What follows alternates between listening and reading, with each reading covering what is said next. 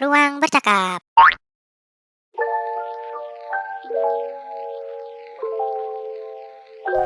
Kembali lagi teman-teman semua, Sobat BPITM, selamat pagi, siang, sore, dan malam ke podcast Ruang Bercakap 3.0. Alhamdulillah teman-teman, kita sekarang hari ini sudah kedatangan dua abang-abang ganteng yang akan menemani kita di podcast kali ini. Boleh dong, kita pertama dulu sama abang kita yang paling kanan ini. Oke. Simpel aja ya. Kenalin, nama aku Said Noval Ibrizi, boleh panggil Noval, boleh panggil Habib. Angkatan 20, asal Aceh, jurusan Urban and Regional Planning. Abang ganteng satu ya? Oke, halo semuanya. Perkenalkan, nama gua Ziki, berasal dari Pekanbaru dan gua ngambil jurusan di Civil Engineering. Nah, kita akan ngulik nih tentang gimana sih selama 3 tahun ini teman-teman dari angkatan 20 dan juga proses gimana kayak mana magang. Nah, yang berarti udah magang Ya. kok Ya. dan Ziki belum ya nanti ya? Belum, ya. Nanti waktu habis kita ujian. Habis final ini baru mulai. Iya, betul. Sip. Selama 3 tahun ini teman-teman. Berarti di Johor itu 2021 mulainya. Betul. Sampai. Dari habis corona itu, habis dibukanya gate, jadi kita langsung masuk gitu. Kapan ya tahun 2021? Itu kalau saya pribadi itu di Desember tahun 2021, di mana waktu itu setelah corona itu sudah mulai menghilang dan itu juga sudah di open gate internasional, dan di situ kita masuk. Berarti waktu itu masih proses karantina. Masih proses kalian. Masih kok proses Berarti karantina. asal teman-teman tahu, Ziki dan juga Habib ini salah satu sesepuh dari angkatan 20 yang salah satu yang pertama ya, Ya. yang datang ke Johor dan merasakan gimana sih gimana kuliahnya di sana. Gimana Mungkin. ngerasain COVID di Malaysia Nah, ini? jadi waktu proses berarti pas masuk itu waktu itu mulai pertama tuh harus lewat KL. Betul sekali. Karena dia pusatnya semua di situ langsung. Dan setelah dari KL, setelah dari bandara itu langsung karantina. Ya. Kami Ya. emang dulu kan kalau masih zaman-zaman itu ya masih tinggi-tinggi ya. Jadi kalau aku sendiri bordernya itu cuma bisa dari Soekarno-Hatta, Kuala Lumpur. Jadi kayak kalau mau ke Johor ya harus mendarat di Kuala Lumpur dulu. Nah jadi waktu itu Jakarta Kuala Lumpur, sampai di Kuala Lumpur juga banyak lah, bukan imigrasi aja. Jadi kayak ada tes apa namanya, yang rapid test lagi berkas-berkas semua juga. Berkasnya juga kami kemarin sempat ngurus di kedutaan ya. Betul, iya. Jadi kalau emang banyak lah karena lagi COVID kemarin agak banyak berkas-berkas yang harus disiapin. Terus sampai di KL udah berkas semua segala macam. Terus kami kemarin kalau aku sendiri aku ada kayak charter mobil rental gitu buat antarin ke ini. Itu juga kalau yang kayak masih karantina kami ada kayak dikasih gelang gitu loh. Nah jadi gelang itu nggak boleh dilepas, jadi yang nggak boleh kemana-mana gitu intinya. Jadi harus pakai gelang itu. Kalau udah ada gelang itu tandanya kayak harus lagi karantina gitu. Jadi sampai ke Johor langsung masuk karantina. Berarti maksudnya prosesnya waktu awal-awal datang tuh emang rumit kali ya. Ya. Iya, dulu zaman itu rumit banget. Dan untuk karantina berapa lama? Terutama kalau aku itu dapatnya di 7 hari. 7 hari itu. Sama sih juga.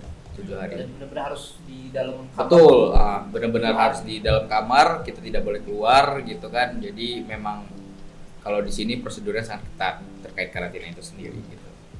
Dan selang nih 2 tahun setelah pertama kalian masuk di Johor, itu gimana sih selama ini dari kalian kuliah juga kalian misalnya kehidupan sosial di sini gimana? Posisi gimana? Kuliahnya kan apalagi sivilnya. Iya, betul. Salah satu jurusan yang prestisius, yang top lah di UTM ya kan ya? Iya, betul. Itu gimana? Sebenarnya kalau dilihat dari sudut pandang zaman corona kita datang itu dan sampai sekarang juga udah benar-benar terbebas semuanya, itu sangat jauh berbeda lah gitu. Dari kami itu dulu tidak sebebas sekarang gitu kan, masih pakai masker atau apapun itu, dan kemana-mana juga harus scan atau apapun itu. Tapi sekarang kita merasakan yang namanya udah bebas lah semuanya gitu, tanpa masker atau apapun itu. Dan kayak sekarang pun kalau misalnya anak-anak Johor nih dari teman-teman semua ingin mau main ke Singapura juga udah bebas gitu kan. Kalau dulu nggak bisa kayak gitu. Jadi ya stuck di Johor aja gitu. Itu sih. Banyak perubahan yang udah bisa kita rasain sekarang, di mana yang dulu tidak bisa kita dapatin tapi kita bisa lihat, oh seperti ini loh Johor gitu. Sipil, susah atau enggak? Sejauh ini yang namanya kuliah sih ya gimana ya? Ada Jujur. susahnya, ada enggaknya gitu kan. Cuman yang namanya kita belajar, Oke. ya mau gimana pun itu harus kita jalani, kan gitu. Jadi kalau memang dibilang susah banget sih, seandainya kita bisa belajar ya itu bisa mengambil waktu kita di mana kita bisa juga, gitu. Karena terutama kalau aku sendiri kenapa aku milih sipil juga karena aku suka di sipil itu gitu, di bidang konstruksi atau apapun itu gitu kan. Aku tertarik akan hal itu gitu. Jadi ya aman-aman aja, nikmatin aja, enjoy gitu aja, enjoy gitu. Emang Anda sama nih enjoy? Baru tahu saya. Kalau Pak ya kelihatannya Ziki ya salah satu yang paling enjoy lah. Waduh, nampaknya aja. Kalau misalnya jurusan kok, tata kota Ya, URP itu tata kota sama. sama. Urban Regional Planning tuh kalau di Indonesia ya planologi namanya. Dia apa ya? PWK, perancangan wilayah apa gitu, lupa. Nah, jadi kayak ya, sama sih sebenarnya sama PWK tuh kayak membangun suatu kawasan gitu segala macam. Kurang lebih sama lah. Kita ke ranah magang nih. Pertama ke Ziki dulu yang masih kan belum kan ya mau Ya, persiapan. betul. Nah, sejauh ini gimana Ziki persiapannya? Apakah mungkin sudah membuka untuk company yang kamu minat atau masih persiapan? Jadi kalau terutama ya untuk aku sendiri itu udah dapat company-nya dan aku dapat di Johor. Wih, kita Tapi ini ya, sama. yes, mantap. Tapi ini mungkin sepatah dua patah kata lah yang bisa kami berikan Ya, gitu kan. oke, nggak apa-apa. Terutama juga untuk adik-adik kita gitu. siap. Karena ini menurut aku sangat penting. Kita menuntun untuk gimana caranya kan mereka nanti akan beranjak ke kita juga gitu kan. Dimana kalian mau masuk itu gimana, terus kalian bersaing itu sangat banyak, terutama anak lokal itu sendiri gitu kan. Jadi untuk adik-adik nih gitu kan, untuk adik-adik kalau bisa nih kalian itu coba diperlancarkan lagi lah, apalagi ikutlah semua program-program yang PPI adain gitu kan. Itu untuk melatih leadership kalian juga, terus juga untuk melatih kepemimpinan atau gimana kalian memanage semua itulah gitu. Nah, dan itu juga bisa kalian masukin di CV. Nah, karena CV ini sangat penting. Iya. Jadi kalau orang melihat CV kita itu berisi dan bagus gitu, itu bisa dipertimbangkan. Itu sih. Sama kayak halnya UTM itu bikin PSC gitu kan. Nah, itu hal-hal yang kayak gitu tuh bisa dimasukin di CV, di mana bisa salah satu orang lihat itu, wah ini orang ada basic pengalaman yang bisa dia timbulkan di pekerjaan itu sendiri gitu. Dan terus juga terutama untuk magang itu sendiri, kompetisinya itu kan kita banyak banget ya.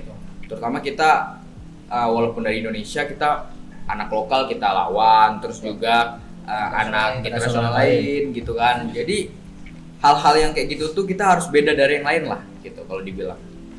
Dan terus ya banyak hal yang bisa kita capai sebelum masuki tahun 3 terutama.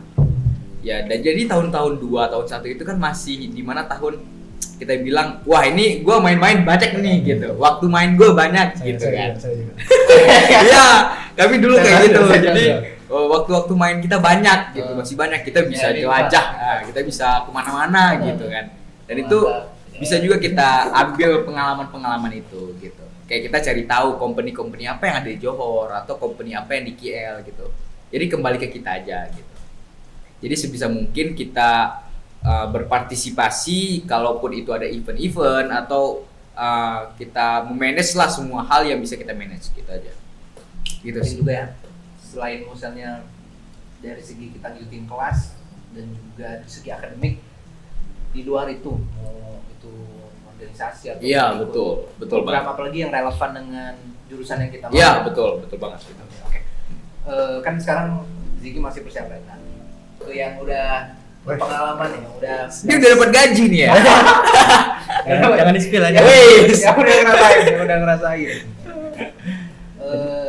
Proses waktu Habib itu nyari di perusahaan yang sekarang Habib intern itu lama nggak sih?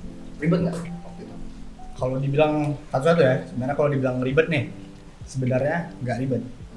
Ya tergantung kemauan kita, niat kita. Tapi mumpung semester lalu saya lagi males-malesnya nih, Pak.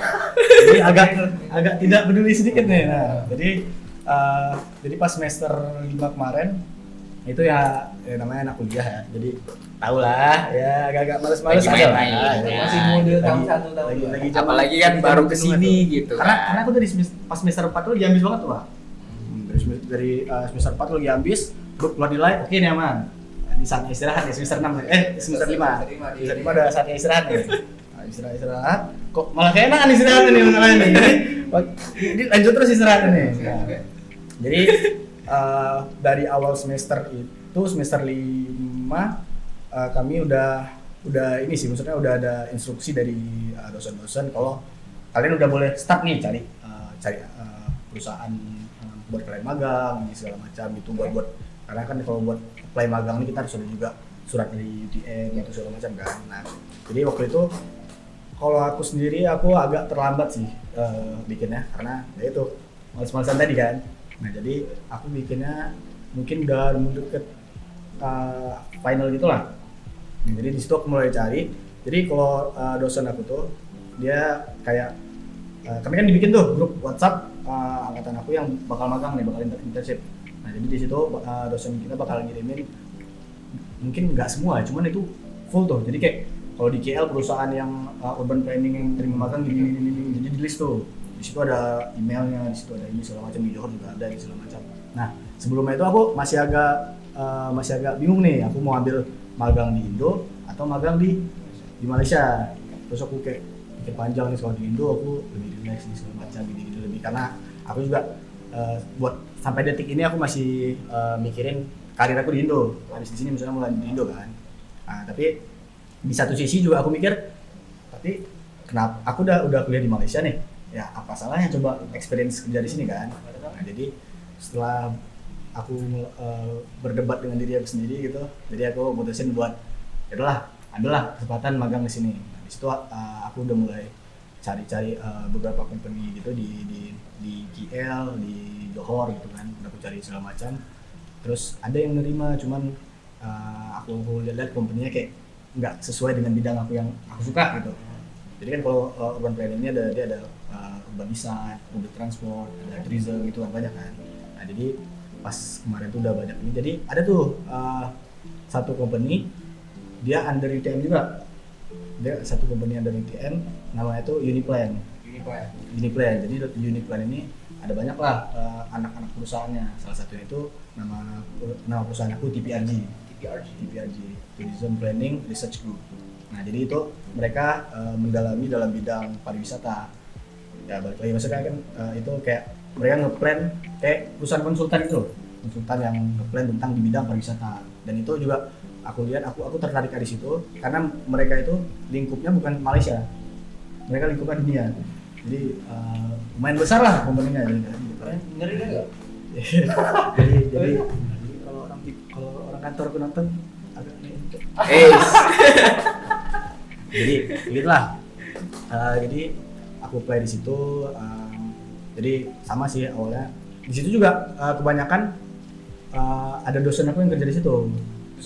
Dosen ITM. Apalagi yang jurusan aku kan ada beberapa orang di situ. Nah, jadi juga yang orang-orang karyawan ini juga banyak yang fresh graduate dari UTM gitu. Ada yang nggak fresh kali, maksudnya udah 3 tahun 4 tahun ini banyak lah gitu. Mostly tamatan UTM lah. Jadi aku pertama ya aku dapat kontaknya, aku email, nggak lama dibales katanya boleh suruh datang ke tanggal segini, suruh datang ke kantornya, ntar kayak ya interview lah gitu segala macam. Di situ juga aku juga waktu itu ngirimin CV aku. Nah, jadi aku kirimin segala macam, aku ini udah ngobrol tentang kenapa masuk sini, terus apa keahlian yang kamu bisa, gitu, apa kelemahan yang kamu bisa, itu segala macam. Kalau setiap jurusan di UTM ini dia magangnya beda-beda. Kalau aku nih 1 semester, kalau kayak Jiki dia cuma 3 bulan. Cuma 3 bulan. Nah, aku ini kan 1 semester nih, jadi udah kemarin apply segala macam itu di mana, udah masuklah kerja di situ. Itu kan proses sebelum dan pas mau kan ya. Nah, sekarang gimana nih pengalaman selama magangnya? Oke, selama magang. Kan lama tuh 1 semester kan ya? Ya. Nah, gimana sih sekarang? Jadi ini aku ceritain dari awal lah ya, di awal. Sebenarnya Ini Biar bakal view- panjang nih. Viewer sama adik-adik kita yang nanti agak curhat dikit lah. Jadi ya, apa. mungkin kalian bisa sambil makan atau apa gitu. nanti pasti adik-adiknya kelak akan Iya. magang. Iya, Siapa betul, yang betul. magang. Ini Benar-benar. bisa jadi bekal buat teman-teman juga. Biar ini kan. Nah, boleh. Nah, jadi aku kemarin masuk di awal. Jadi gini, sebelum aku masuk itu aku punya ketakutan sendiri. Karena ya gimana ya? Kita kuliah di negeri orang gitu. Jadi pasti ada. Maksudnya kalau kita magang di Indo aja tuh kadang-kadang kayak aduh gimana ya magangnya, skill aku mencukupi yang kayak gitu. Nah, gitu kan. Apalagi nih di tempat asing yang jangan kan ilmunya. Lu maksudnya kalau ngomong aja kita masih agak susah gitu. Masih kadang-kadang nggak nyambung ini segala macam kan. Komunikasi masih agak susah. Nah, jadi kemarin aku ada sedikit ketakutan gitu. Tapi setelah aku masuk udah kurang lebih sebulan setengah gitu. Di situ aku baru gimana ya? Baru dapat oh magang itu ternyata gini loh gitu. Nah, jadi di situ juga aku kemarin dapat ngurusin project di IPO. Jadi mereka perusahaan aku ini lagi buat kalau di kayak plan gitu. Jadi mau IPO ini mau dijadikan kota musik dunia. Jadi kayak bersertifikat UNESCO. Nah, jadi IPO ini mau dibangun seperti itu. Kayak di ini ya, Indonesia juga punya. Ada tuh. Ambon. Ah iya, Ambon. Ambon udah ada tuh apa namanya kota musik lah berdasarkan UNESCO. Ada banyak tuh di dunia, ada banyak. Nah, Malaysia ini lagi mengajuin IPO karena IPO juga terkenal dengan musik hipster. Jadi itu aku mulai belajar UNESCO-nya di segala macam, aku urusin semua lah. Jadi kayak di situ juga atasan aku juga ngejelasin UNESCO itu apa, ini segala macam. Jadi selama magang ini menurut aku karena gimana ya? Karena kita fokus ya, karena itu kita bukan di dalam lingkup kampus kan. Jadi ilmu yang aku dapat di magang nih luar biasa loh. Yang dari awalnya aku ini gimana nih magang nih, takutnya skill aku nggak cukup, disuruh ntar takut disuruh macam. Ternyata Iya, pas betul, magang, betul. wah tahu gini mah kalau bisa dari semester 1 magang ya magang aja gitu kan. Apalagi dapat gaji. Jadi dari tadi Iya. gaji dulu ya. Karena di sini magang di sini itu kita digaji rata-rata, Iya. rata-rata perusahaan. Beda dengan mungkin ada beberapa perusahaan di Indonesia tidak menggaji kita gitu kan. Ya, Cuman ya, kalau ya, di pakai sini, pengalaman. ya betul. Karena kalau di sini mereka apresiasi akan hal itu gitu. Jadi banyak hal perusahaan-perusahaan di sini itu yang menggaji magang-magang gitu. Karena kalau allowance dan gaji kan bisa jadi insentif atau motivasi kan. Ya, betul, benar, betul. Biar apa intern-internnya tetap Nah, semangat. Iya. setuju. Ya, kalau mungkin cuma pengalaman mungkin ya kadang setengah-setengah lah gitu. Iya, betul. Tapi maksudnya ini bisa jadi bekal juga buat Ziki kan. Ya. Yes. Biar nih, Siap-siap. Hey, jadi siap. kan termotivasi buat magang di Malaysia lagi kan ya. Ya, kerja. Kerja. Magang udah dapat. Ya. Nah, jadi juga aku yang dari awal aku kepikiran buat karir aku di Indo nih, setelah aku magang, aku udah mulai kepikiran nih buat karir di Malang. Karena udah ngerasain. Karena dua shot. Alhamdulillah kan bosnya Habib tuh udah kayak Iya. guru sendiri ya kan. Iya, Yang guide bener-bener berarti kelihatan ya care si bosnya Iya, sama betul. intern. Walaupun Betul. cuma sebatas inter kan ya. Cuma sebatas intern sih. Di sini respect banget sih orang. Nggak, menurut aku nggak dari cuma dosen, nggak cuma dari bos aku di perusahaan ya. Jadi kayak kita di kuliah juga dosen kita udah gimana ya? Nggak kayak dosen yang nyariin kita gitu kan. Jadi kayak dibantuin banget gitu. Jadi kayak ya kalau di sini tuh tenaga pengajarnya itu emang bener-bener care banget lah. Mantap deh. Oke, kalau gitu teman-teman, kita udah berhasil nih ngulik perihal terutama tentang pengalaman seorang anak third year dan saat menjadi sesepuh di UTM juga ya teman-teman, salah satu yang pertama datang ke UTM, lalu juga kita udah ngulas tentang perihal persiapan magang, terus juga gimana pengalaman dan seluk-beluk mungkin susah ataupun benefits dari magang tersebut. Dan yang aku harap dari teman-teman dan juga adik-adik kelas nanti untuk bisa dapat belajar dari abang-abang yang kita yang kisi dan kata. Oke? Teman-teman, kita baik lagi dan stay tune untuk episode yang lainnya di Ruang Bercakap di Kono. Bye semuanya. Dah. Thank you. Bye. Guys, thank you. Hey.